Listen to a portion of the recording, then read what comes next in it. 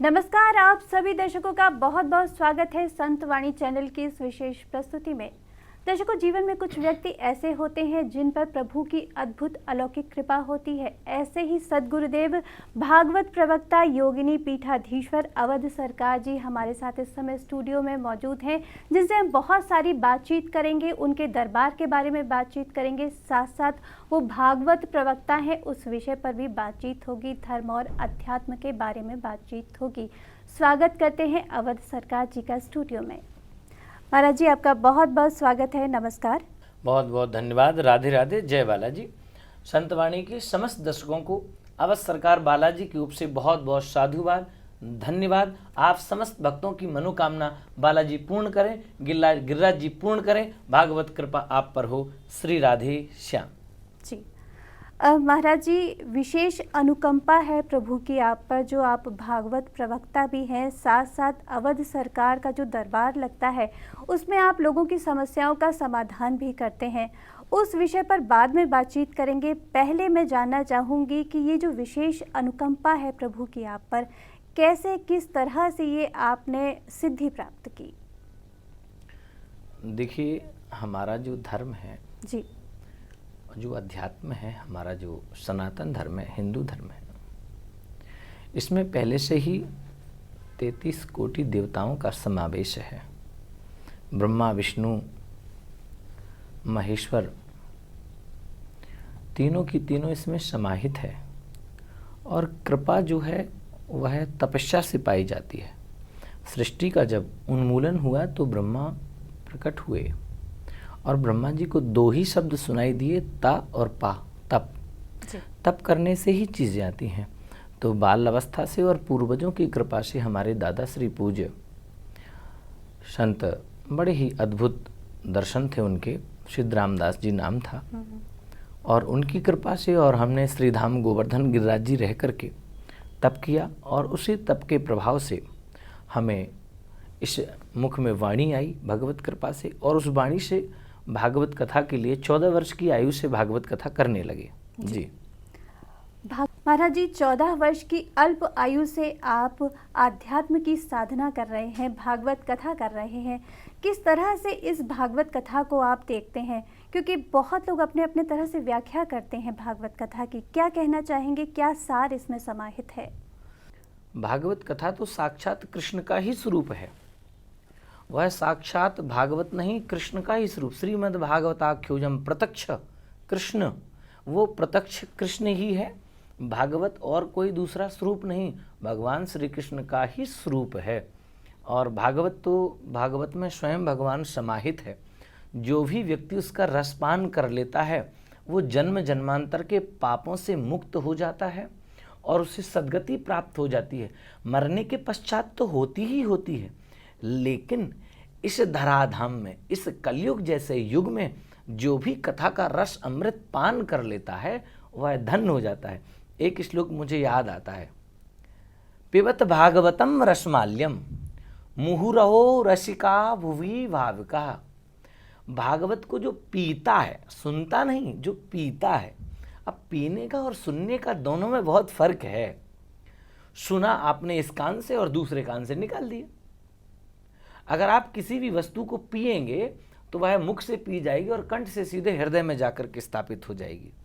तो भागवत को सुनना ना कह करके और उसे पिया जाए। और आप पिएंगे कैसे अब? क्योंकि वह तो पोथी है, उसे आप मिक्सी में डालेंगे कि सिल लोढ़ी में डाल करके उसकी चटनी बनाएंगे? नहीं। उसका जो अमृत है, भगवान कृष्ण की जो कथाएं हैं, जो लीलाएं हैं, जो उन्होंने दीनहीनों पर कृपा की है, एक साधारण ब्राह्मण को ला करके अपने हृदय से लगा लिया और गद्दी पर विराजमान कर लिया। ये अद्भुत बड़ी कृपा जो हुई है, एक साक्षात भगवान ने एक सुदामा जैसे प्राणी को, एक सुदामा ब्राह्मण को, गरीब को, और अपने हृदय से लगा करके अपना स्थान दे दिया। वह कथा भगवान कृष्ण की है, जो समाज को जोड़ने वाली कथा है। वो भगवान के मंदिर में कोई अपना पराया नहीं होता, भगवान के लिए कोई अमीर और गरीब नहीं होता। तो भागवत जिसने भी श्रवण करके पी ली, श्रीमद् भागवताख्योजम प्रत्यक्ष कृष्ण एवं, वो दर्शन साक्षात भी है। और यहाँ भागवत कथा को जिसने पी लिया उसका रस तो अमाल्य है, अमाल्यम, उसकी रस की कोई कहानी ही नहीं। जैसे मैं एक आपको उदाहरण देता हूँ, अब सीजन चल रहा है, फलों में आपको क्या प्रिय है, आप बता सकते हैं आपको क्या प्रिय है? आम प्रिय होगा, सबको ज़्यादा से ज़्यादा आम प्रिय होता है। तो जब आपको आम प्रिय है तो आप कई बार उसको चूसते हैं, मुख में डालते हैं, फिर निकालते हैं, गुठली चूसते हैं, फिर उसका छिकला भी चूसते हैं, तो आपको घिन नहीं आती, आपको घृणा नहीं होती। लेकिन अब आप रोटी को खाइए, फिर बाहर निकालिए, फिर खाइए, ऐसा हो सकता है? बिल्कुल नहीं हो सकता प्यारे दर्शकों, ऐसा आपको बड़ी घृणा होगी। इसलिए जिस प्रकार से फलों में श्रेष्ठ आम का रस है, लेकिन रस तो है, लेकिन उसमें गुठली भी है, उसमें छिलका भी है, उस रस का बाधा करने वाला तो गुठली और छिलका भी है। लेकिन श्रीमद् भागवत कथा के रस में न गुठली है न छिलका है, बस रस ही रस है। पिबत भागवतम रसमाल्यम, तो उसको पीने वाला तो धन्य ही है, और जो पिला रहा है, जो उस रस को दे रहा है, वो भी बड़ा धन्य है। जी जी, श्रवण मात्र से कल्याण हो जाता है भागवत के, तो इसमें अगर हम उस रस को पी लें, आत्मसात कर लें, तो कल्याण निश्चित है। लेकिन महाराज जी, सवाल ये उठता है कि आज जो जनरेशन है वो तर्क के आधार पर समझना चाहती है और उन्हें लगता है कि कथाओं का कितना महत्व है। आपके अनुसार कैसे युवाओं को इस ओर लाया जाए? जी देखिए, अगर आप तर्क देखते हैं, चाहे वो इंजीनियर हो, चाहे वो टीचर हो, चाहे वो वैज्ञानिक हो, वो कोई भी हो और किसी भी स्तर पर उस पर ज्ञान हो, देखिए भागवत तर्कों से भरा हुआ है और तर्कों का उसने प्रमाण दिया हुआ है। एक जगह नहीं, कई जगह प्रमाण ले लीजिए। श्री ध्रुव जी महाराज की छोटी सी अवस्था और उनकी 5 वर्ष की अवस्था में ही भगवान उन्हें मिल गए। किसकी कृपा से? माता पिता की कृपा से। रामायण में ले लीजिए आप, माता की पिता की कृपा से, प्रातः काल उठ के रघुनाथा, मात पिता गुरु नावहि माथा, अपने गुरु और माता पिता को प्रणाम करते थे। ये बिल्कुल प्रैक्टिकल है। आज कोई पढ़ा लिखा व्यक्ति अपने माता पिता की सेवा नहीं करता और वह कहता है मैं धर्म कर रहा हूँ, तो ये धर्म नहीं है। भागवत यही धर्म और यही तर्क सिखाती है कि अगर आप अपने माता पिता की सेवा करते हैं तो आप भागवत जरूर श्रवण करेंगे। अगर आप सत्संग करते हैं तो आप भागवत की ओर आएंगे। अगर आप सत्संग करते हैं तो आप कथा की ओर आएंगे और कथा का पान करेंगे। और जब आप कथा को सुनकर के उसका पान कर लेंगे तो मानिए एक बार में ही आपका कल्याण होना बिल्कुल सुनिश्चित है। कथा ऐसी ही है। अब युवाओं को कैसे लाया जाए, मैं समझाता हूँ क्यों जरूरी है कथा, जीवन में क्यों सुनी जानी चाहिए और जरूरी क्यों है कथा। देखिए, एक बार स्वामी विवेकानंद जी बैठे हुए थे। उन्होंने अपने शिष्य को बुलाया और बुला करके कहा, शिष्य बैठ गया और स्वामी जी अपने कमंडल को मांज रहे थे, धुल रहे हैं, काफी समय हो गया, 1 घंटा 2 घंटा, वह चमकने लगा। तो शिष्य ने कहा, स्वामी जी क्षमा करें तो एक बात कहूं। तो स्वामी जी बोले, कहिए ना, क्या कहना चाहते हैं।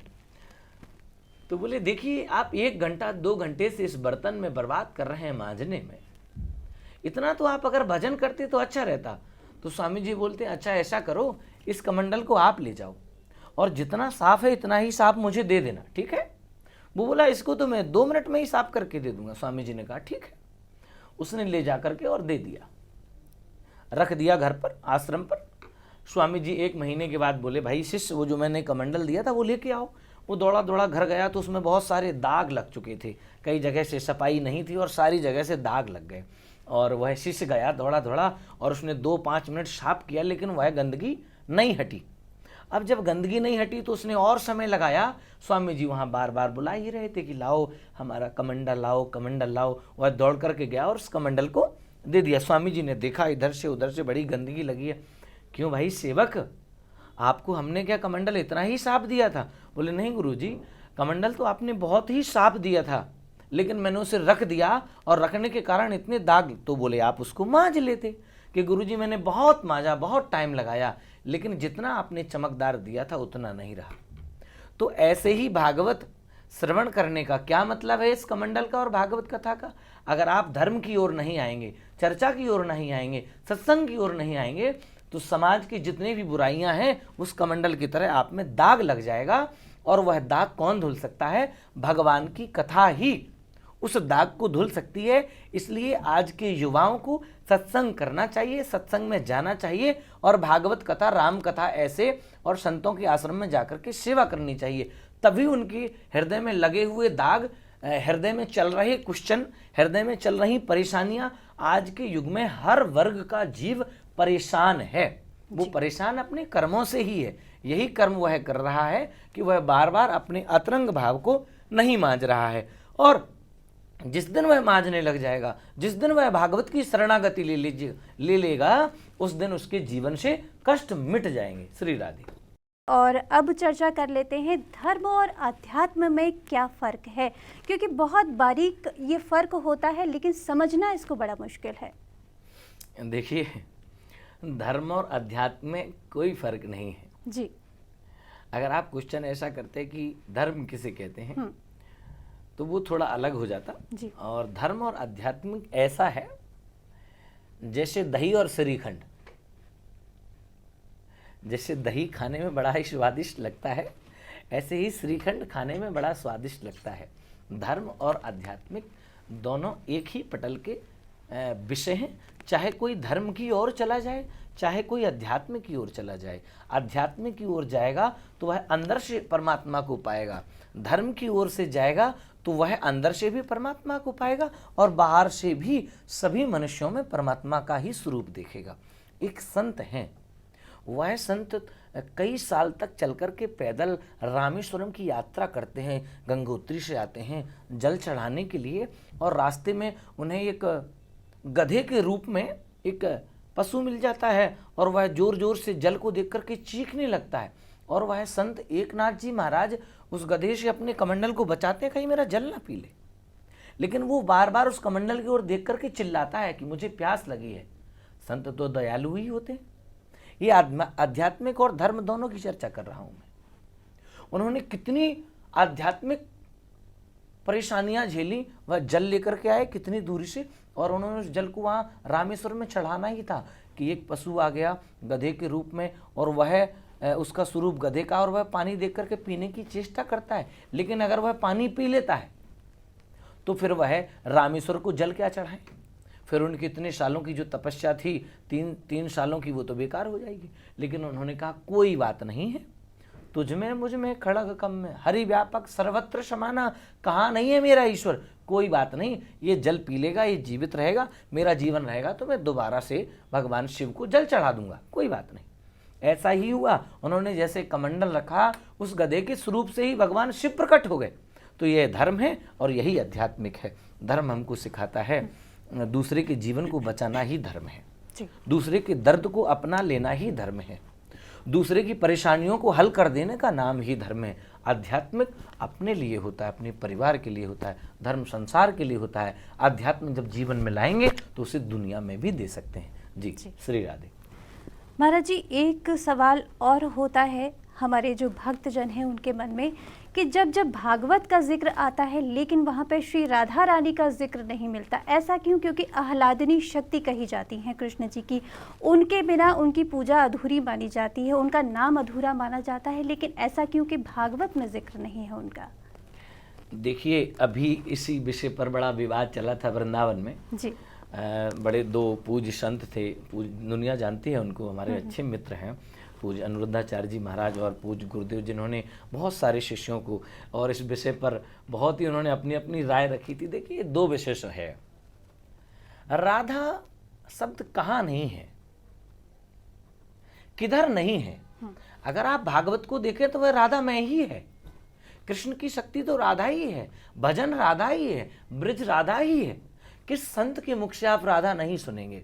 तो एक तो महसूस करने का विषय होता है कि नहीं, मेरी किशोरी श्री राधा है, और एक शास्त्र की बात होती है, कहीं लिखा होता है, कहीं प्रत्यक्ष रूप से होता है और कहीं अप्रत्यक्ष रूप से होता है। कहते हैं कि श्री सुखदेव जी महाराज की श्री राधा कहने से समाधि लग जाती थी, लेकिन राधा तो चल ही रहा है। सब कथावाचक से कहते हैं प्रेम से बोलिए राधे राधे। आप वृंदावन में जाएंगे तो आपको बोलना पड़ेगा राधे राधे। तो राधा कहाँ नहीं है? अब आप वही धर्म की बात समझ लीजिए कि राधा उन लोगों को दिखाई नहीं देगी जिन्होंने राधा को नहीं देखा, अपितु राधा तो हर एक शास्त्र में है, कहाँ नहीं है। राधा तो प्राण है, हमारे भी प्राण है और शास्त्र का भी प्राण राधा है। महाराज जी, धर्म और आध्यात्म पर लगातार आपसे चर्चा हो रही है, बहुत अच्छी अच्छी जानकारी यहाँ पर आपसे हुई है। अब हम बात कर लेते हैं अवध सरकार दरबार के बारे में, जिसकी चर्चा आज चारों ओर है।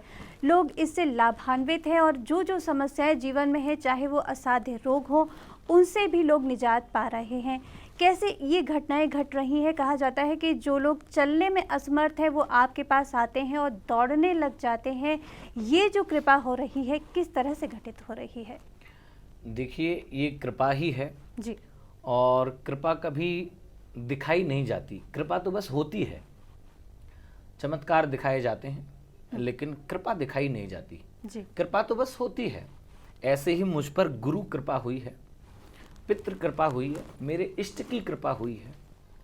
तो दरबार में जो भी व्यक्ति अपनी समस्या लेकर के आता है, देखिए आज दरबारों का विषय बड़ा चल रहा है। दरबार क्या है देख लीजिए आप, दरबार किसे कहते हैं? दरबार है भगवान का दरबार, दरबार है राधा कृष्ण का दरबार, दरबार है बालाजी का दरबार, दरबार है आपका भी दरबार है। हर एक व्यक्ति के दरवाजे पर दरवाजा लगा हुआ है, वो भी दरबार है, लेकिन उसमें आपके ही सदस्य आ रहे हैं, कोई नहीं आ रहा है। दरबार उसे कहते हैं जो अपनी समस्याओं को लेकर के अलग अलग देश से, अलग अलग प्रांत से लोग आ रहे हों और उनकी समस्याएं सॉल्व हो रही हों। परमात्मा वहाँ साक्षात बैठा हो अपना मुष्टिका लेकर के और लेकर के उन समस्त दुष्ट शक्तियों को भगा रहा हो और अशांति के लोगों को शांति दे रहा हो, बिगड़े हुए कामों को बना रहा हो। दरबार वही है और हमारे दरबार में तो सिर्फ भक्तों पर कृपा होती है। कृपा कैसी होती है कि हम पर्चा भी लिखते हैं, जो परमात्मा कह देते हैं वह लिख देते हैं, लेकिन उनका निदान 100 में 100% होता है। देखिए 100 का मतलब होता है अगर 80% भी अगर आप 100 में आ गए तो आप पास माने जाते हैं। पास तो यूँ 50% में भी माने जाते हैं, लेकिन 80% में 90% में आपके मार्क अच्छे आ जाते हैं। इसी प्रकार से अवध सरकार बालाजी में आपकी समस्याओं का निराकरण होता है, होता था और होता रहेगा। वह ज्योतिष के माध्यम से, वह बालाजी के माध्यम से, वह गुरु कृपा से, इष्ट बल से ये दरबार चल रहा है। गौ माता की सेवा जो हमने सेवाएं की हैं, जो हम सेवा कर रहे हैं, जो हम तपस्या कर रहे हैं, उसके बल पर ये दरबार अवध सरकार बालाजी का दरबार चल रहा है और लोगों पर खूब चल रहा है। लोगों की, अब मैं अपने मुख से क्या कहूँ, ये तो आप अवध सरकार चैनल पर जाकर के या संतवाणी टीवी चैनल पर जाकर के आप देख सकते हैं कि चमत्कार नहीं है कि कृपा है। मैं चमत्कारी नहीं हूँ, मैं चमत्कार नहीं करता, मैं तो सिर्फ कृपा करता हूँ। चमत्कार जो लोग होंगे वो करते होंगे, मैं उन्हें नहीं जानता। मैं तो अपने बालाजी को जानता हूँ, अपने गिरिराज महाराज को जानता हूँ, अपने गुरु भगवान को जानता हूँ, जो वास्तविक आपकी समस्याओं को दूर कर देंगे। जब हम गद्दी पर बैठे होंगे तो आपकी समस्या यूँ दूर हो जाएगी। जय बालाजी। जी महाराज जी, सभी जो हमारे दर्शक हैं उनकी इच्छा जाग उठी होगी कि कैसे इस दरबार में पहुंचा जाए और जो भी समस्याएं हैं, क्योंकि राजा हो या रंक, हर इंसान के जीवन में समस्या होती है, तो कैसे इस महान दरबार तक पहुंचा जाए? देखिए दरबार पे आने के सीधे सीधे साधन है। श्रीधाम गोवर्धन किसी जानकारी का मोहताज नहीं है जी। श्रीधाम गोवर्धन वृंदावन हमारा ब्रजमंडल दुनिया में प्रख्यात है। तो आपको सीधे गोवर्धन आना है और गोवर्धन में ही दरबार लगता है।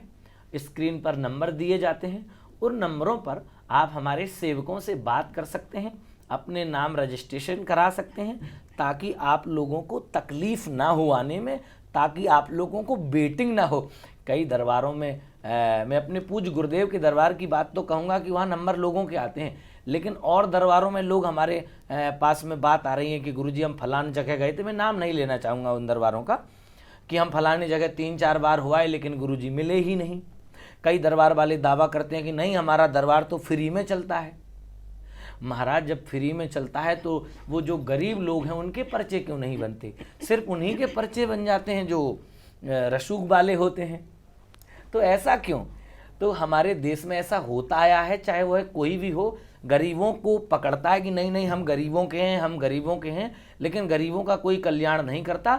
लेकिन मैं आपसे कह रहा हूं कि हमारे दरबार में सिर्फ और सिर्फ गरीब ही आते हैं और गरीबों का ही काम होता है और गरीबों का काम होता रहेगा। दरबार पूरी तरह से निःशुल्क है, इसमें कोई शुल्क भी नहीं लगता। अगर आप आएंगे तो कोई शुल्क नहीं है इस विषय का। हाँ, अगर आप घर बैठे हमसे कोई परामर्श लेना चाहते हैं, हमारी बात करना चाहते हैं, हमारे तप में से आप विघन डालेंगे, तो आश्रम के लिए आपको कुछ राशि उसके लिए देनी ही पड़ेगी। दरबार आपकी श्रद्धानुसार है, दो या न दो, आपसे कोई दान नहीं मांगा जाएगा। जी, गोवर्धन आप आ सकते हैं, स्क्रीन पर नंबर चल रहे हैं, उन पर आप संपर्क कर सकते, गोवर्धन आ सकते हैं। तो दर्शकों, महाराज जी ने यहाँ पर हमें बता दिया है कि आपके जीवन में कोई भी समस्या है तो अवध सरकार दरबार में आप हाजिरी लगा सकते हैं, अपनी जीवन की हर समस्या का समाधान प्राप्त कर सकते हैं। महाराज जी, अगर हम बात करें कि समस्याएं जीवन में आती हैं, तो जब आपके पास लोग आते हैं तो किस तरह की समस्याएं हैं? क्या आपको कोई ऐसा यादगार अनुभव है जो लगे कि नहीं, ये समस्या हल नहीं होनी थी, लेकिन प्रभु की कृपा से उस समस्या का समाधान हुआ? हाँ, अभी हाल ही में एक रिटायर फौजी आए थे जी। और उनको 4 लोग पकड़ करके लेकर आए थे, और दिल्ली में ही कहीं हम अनुष्ठान कर रहे थे महामृत्युंजय जप, तो उनको हमारे सेवकों ने उठा करके हमारे समकक्ष रखा और उनकी पत्नी भी आई थी। वो बोली कि गुरुजी हम चल नहीं पाते, और हमें तो पूरा कॉन्फिडेंस था कि हमारे बालाजी हैं और कृपा करेंगे, हमें तो पूरा विश्वास था, हमें अपने इष्ट पर, अपने गुरु पर विश्वास था। तो हमने कहा ठीक है, आप नहीं चल पाते, लेकिन आज यहाँ से चल के जाओगे, और गारंटी नहीं, लेकिन आज यहाँ से चल के जाओगे। तो वो प्रैक्टिकल अवध सरकार यूट्यूब पर आपको देखने को मिल जाएगा। आप देख सकते हैं कि वह चल करके गए थे। मुझे एकाएक लगा कि इसका हल कैसे होगा, और ये तो ऐसे कैसे होगा, लेकिन परमात्मा की कृपा से मुझे बलाया आदेश हुआ कि नहीं, यह चलेंगे, और वह चले, और वह दौड़े भी, और उन पर बालाजी की कृपा हुई। कई ऐसे वाकिया हैं। कई लोगों ने कैंसर की बात बताई कि गुरुजी कैंसर हो गया है, तो हमने कहा कैंसर की दवाई लीजिए। बोले वही तो समस्या है कि कैंसर की दवाई नहीं लगती। तो हम भी रह गए कि कैंसर की तो कोई इलाज है ही नहीं, आपने इलाज करा लिया थरिष्ट। लेकिन फिर हमें एक बात याद आई कि कवन सुकाज कठिन जग माही, जो नहीं हो ये तात तुम पाही। क्या बालाजी, क्या राम जी की कृपा से, क्या हनुमान जी इतना नहीं कर सकते?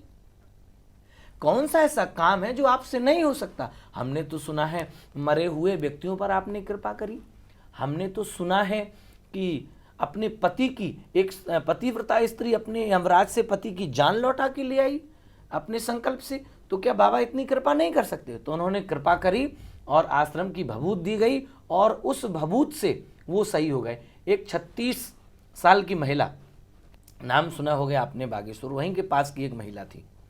वो 36 सालों से प्रेत बाधा से परेशान थी। उनकी खाल निकल जाती थी, उन्हें दाने पड़ जाते थे, और उनके पति ख़त्म हो गए, उनके पति की बहन ख़त्म हो गई थी, घर में बड़ा कलेश था।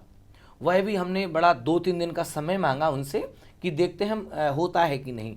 लेकिन बालाजी की कृपा तो कृपा है, और वह भी आज स्वस्थ हैं। आप कहेंगे तो उनका नंबर और वह अपना वीडियो उनका डला हुआ है, और वह सही हो गए हैं अवध सरकार बालाजी की कृपा से। जी जी महाराज जी, क्या प्रक्रिया होती है? पर्ची निकालनी होती है, जन्म तिथि होती है, क्या कुछ उस पर्ची में होता है, क्या प्रक्रिया होती है?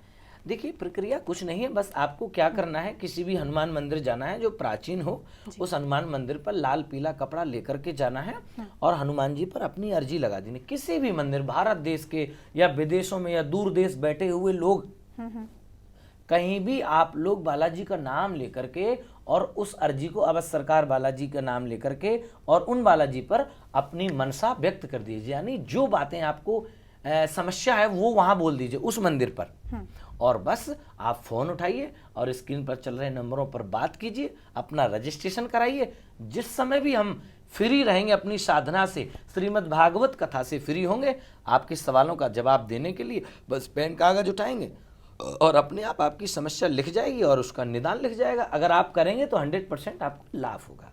जी दर्शकों, ये हमारा सौभाग्य है कि अवध सरकार दरबार के बारे में आज हम चर्चा कर रहे हैं महाराज जी के साथ, और महाराज जी ने बता दिया है कि क्या प्रक्रिया है आपकी समस्याओं के समाधान के लिए। आपको जाना है, हनुमान मंदिर में अर्जी लगानी है, और किस तरह से संपर्क करना है महाराज जी से, महाराज जी ने ये भी यहाँ पर आपको बताया है। तो बिना देर किए हुए, यदि आपको लगता है कि कोई भी समस्या है, छोटी बड़ी कोई भी समस्या है, उन सभी समस्याओं का समाधान आप प्राप्त कर सकते हैं अवध सरकार दरबार से।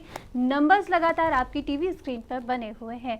महाराज जी, आगे बढ़ते हैं और अब चर्चा कर लेते हैं आपके सेवा प्रकल्पों के बारे में, आपके सानिध्य में जो भी सेवा प्रकल्प संचालित हैं उनके बारे में, क्योंकि जब आप भागवत कथा कर रहे हैं तो स्वाभाविक सी बात है कि यहाँ पर जो भी मनुष्य है उनकी दीन दुखियों के लिए आप निरंतर प्रयासरत हैं कि उनका उत्थान हो, उनका जीवन सुचारू रूप से चलता रहे।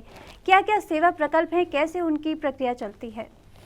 देखिए, श्रीमद् भागवत कथा के द्वारा जी, जन जन में और जनमानस में, हरि भक्तों के हृदय में, जी, हर एक सनातनियों के विषय में हम आपको ये बताना चाहते हैं कि हमारे सेवा प्रकल्प क्या है। जैसे कि गौ सेवा।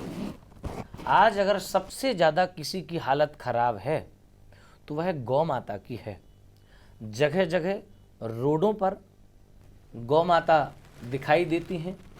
हमने अभी हाल ही में एक बड़ा विचित्र दृश्य देखा था। हम दतिया की ओर जा रहे थे, एक गौ माता के पेट में टक्कर लगी हुई थी, तो हम वहाँ उतरे और जाकर के उनसे जितनी भी सेवा कर सके तो बड़ा हृदय में दर्द हुआ। तो गौ सेवा हमारा प्रथम प्रकल्प है। दूसरा प्रकल्प हम देख रहे हैं कि वृंदावन की गलियों में जगह जगह संत रहते हैं और वृंदावन में बड़ी सेवाएं चल रही हैं, गोवर्धन में बड़ी सेवाएं चल रही हैं, अद्भुत सेवाएं चल रही हैं। लेकिन अगर अभी कोई ऐसी सेवा नहीं है जो संतों से जाकर के ये पूछे कि आपको बीमार है तो आपको दवाई यहीं दी जाए, तो हमारी अब ये प्राथमिकता से है कि जो भी संत या भक्त हैं, हमारी गाड़ी संतों की उन झोपड़ियों तक जाएगी, कंदराओं तक जाएंगी। जो छुपे हुए संत भजन कर रहे हैं, जिनके हाथ पैर जख्मी हैं, वो मानसिक तौर से भी बीमार हैं, वह नहीं जा पा रहे हैं, तो हमारी दवाई की गाड़ी, डॉक्टरों की टीम जाकर के उन संतों का इलाज करेगी। गौशाला हमारा सेवा प्रकल्प है।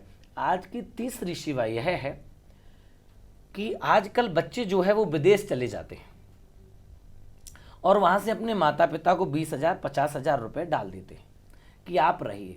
तो सेवादार क्या करते हैं कि उन्हें रात में जगना ना पड़े, तो नशीली दवाइयों का पदार्थ सेवन करा देते हैं ताकि वह सेवा करते रहें। फिर वो मलमूत्र इत्यादि त्यागते हैं, फिर उन्हें वो लताड़ते हैं। नौकर लोग उनकी ढंग से सेवा नहीं कर पाते। मैं ये नहीं कहता कि गरीब लोगों के ही माँ बापों को वृद्धाश्रम में रखा जाता है। अमीर लोगों के माँ बाप भी इंडिया में रह रहे हैं क्योंकि उनके बच्चे सेटल हो गए दूसरे देश पर। अब माता पिता इस देश पर बुढ़ापे में सेवा नहीं हो पाती। तो हमारा प्रकल्प है अति शीघ्र वृद्धाश्रम निर्माण करके और सम्मान घर बनाने का। वृद्धाश्रम घर बनाने का नहीं, हम उन्हें ऐसा ना लगे कि हम किसी के ऊपर बोझ हैं। हम सम्मान घर बनाएंगे उनके लिए ताकि उन्हें लगे कि हम अपने ही घर में रह रहे हैं और पूरी जिम्मेदारी के साथ रह रहे हैं। दीन असहायों की सेवा, हाँ, एक सबसे बड़ी सेवा भोजन सेवा।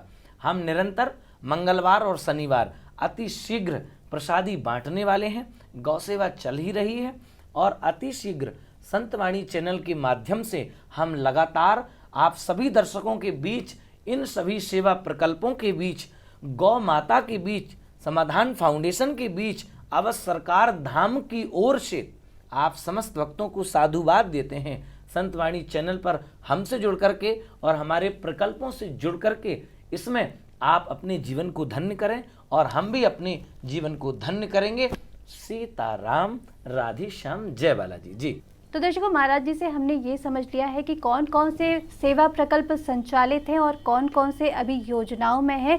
किस तरह से इन योजनाओं को साकार किया जाए, वो एक स्वप्न महाराज जी के मस्तिष्क में है। वो सपना तभी साकार होगा जब हम सबका सहयोग इसके लिए बना रहेगा। तो आइए हम भी पुण्य के लिए एक कदम और बढ़ाएं और जो भी सेवा प्रकल्प हैं उनके सहयोग के लिए हम भी प्रयास करें।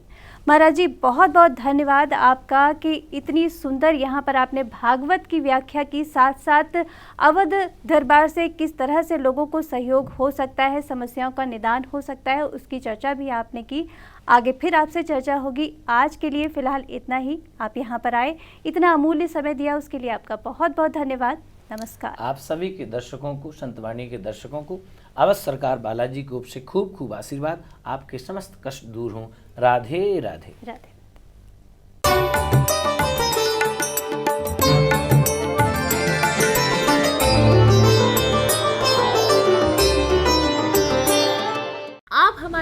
संतवाणी चैनल को सब्सक्राइब करें, वीडियो को लाइक करें, शेयर करें और हाँ, बेल आइकन पर क्लिक करना बिल्कुल ना भूलें ताकि हमारी किसी भी वीडियो की सूचना सबसे पहले आपको मिले।